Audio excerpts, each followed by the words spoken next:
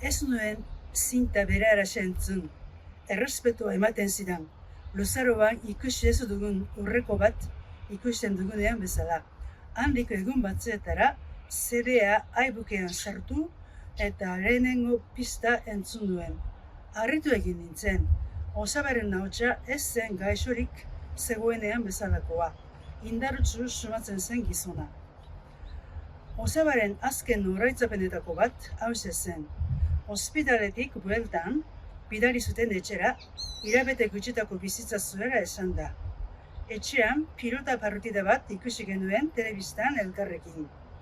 Denok telebistari begira bageunden ere, Osabak ez zion ari begiratzen. Pilotarien gora beherei kasurik egin gabe, guri beha gerratu zen partida osoan. Telebistari so egin beharrean, etxekoei begira.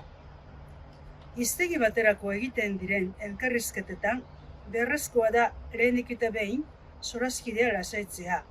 Ahaztu egin behar zaio elkarrizketatuari norbait bere ahotsa grabatzen ari dela. Eta ondorioz, hasierako galderak errazak izaten dira, xamurra erantzutekoak. Esate baterako, galdetzen zaio noiz eta non jaio zen. Horixe egin zuen barrutia irakasleak gure Osabarekin. Itaundu zion jaiotza eguna eta noiz izan zuen lehen itsasoratzea. 1928ko irailean jaio zela erantzun zion Osabak, 8 urte baino ez zituela, gerrak harrapatu zuela eta ez zuela eskolara joaterik izan.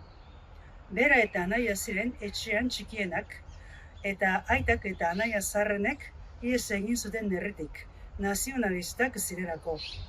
Berrobion ibili omen ziren gudarientzat arrantzan, aita gurea izeneko ontzi batean.